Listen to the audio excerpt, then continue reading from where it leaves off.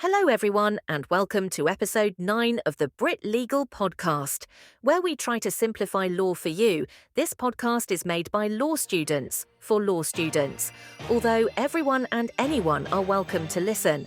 I'm Alina, and today we're diving into the legal framework governing consumer rights in online sales.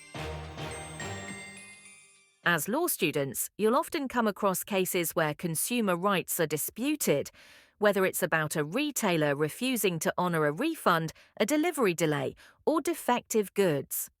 Understanding the legal principles behind online transactions is crucial, especially as e-commerce continues to dominate global markets.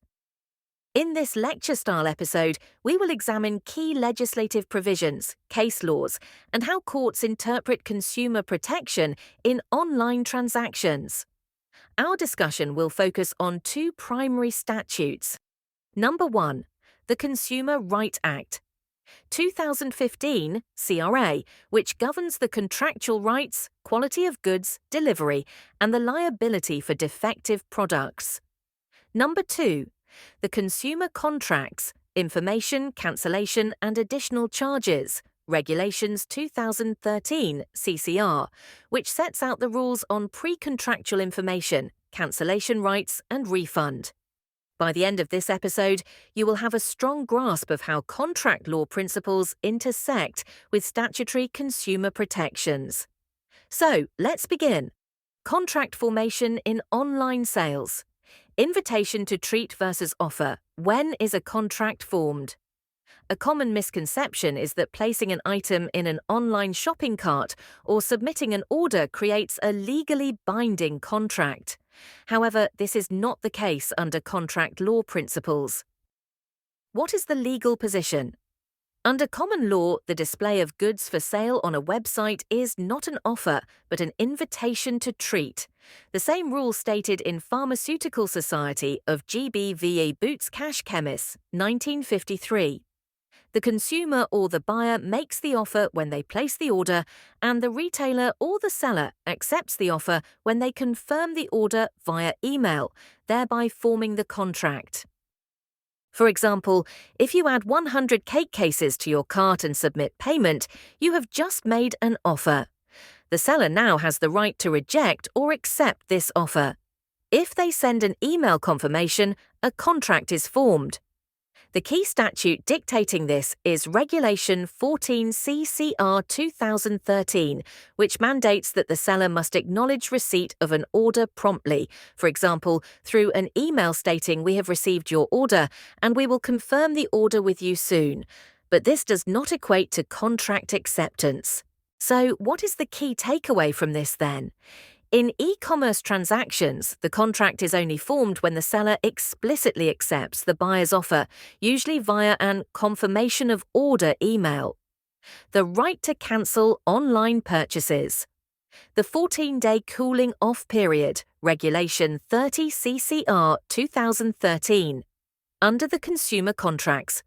Regulations 2013, buyers purchasing online have a statutory right to cancel within 14 days, often referred to as the cooling off period.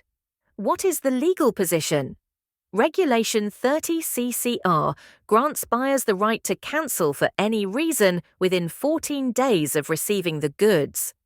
The business must clearly inform consumers of this right in a durable medium as per Regulation 16 CCR. Failure to do this by the sellers will extend the cancellation period to 12 months, Regulation 31 CCR. For example, Caroline orders running shoes online and receives them on the 2nd of May. If the seller provides cancellation information, she has until the 16th of May to cancel. 3rd of May plus 14 days equals the 16th of May. If the seller fails to provide cancellation details, the period extends until the 16th of May of the following year.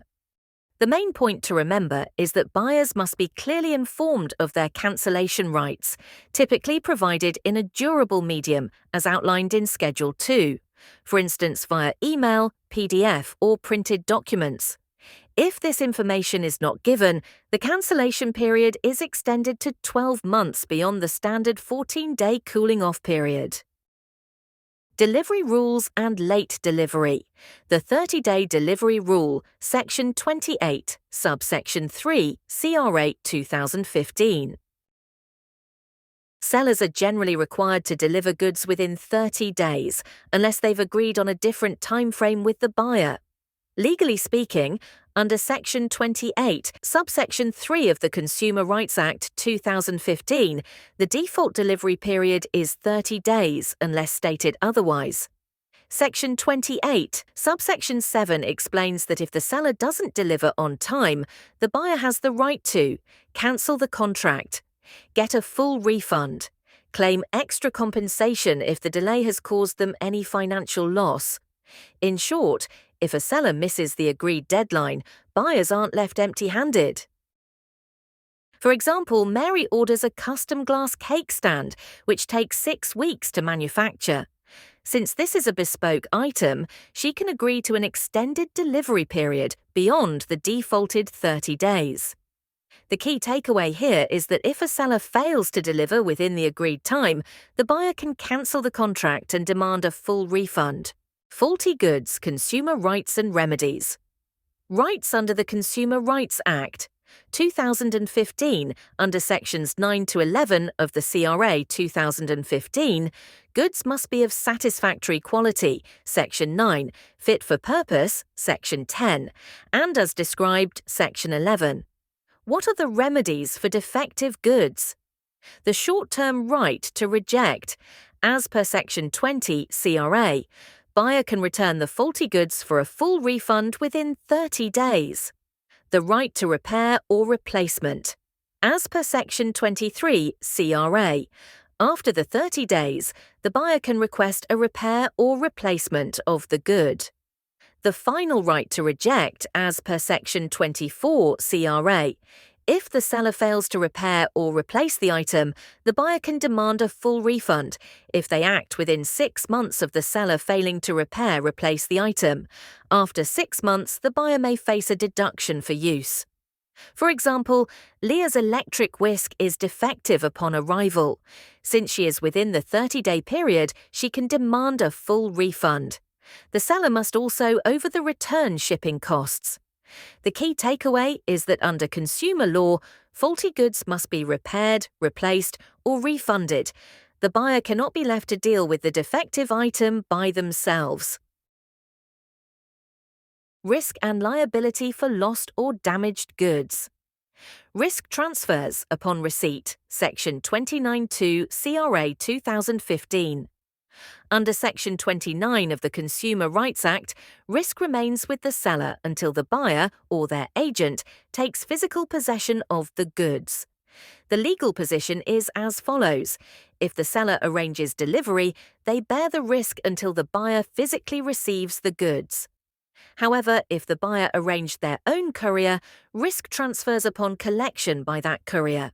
The key takeaway here is that if an item is lost in transit, the seller must provide a replacement or refund unless the buyer arranged their own courier. Key points to conclude this episode on key consumer rights in e-commerce. Contracts are only formed when the seller confirms the order via a confirmation of the order, usually via email. Consumers have 14 days, or up to 12 months, to cancel.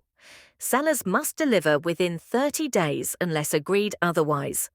Faulty goods follows the 30-day refund rule. Risk stays with the seller until the buyer or their agent received the product. Thank you for listening. I hope this episode provided a deeper legal understanding of consumer rights in online sales. I hope you have a good rest of the day. This has been Alina on Brit Legal Podcast. See you next time for more law-based podcasts made by law students for law students.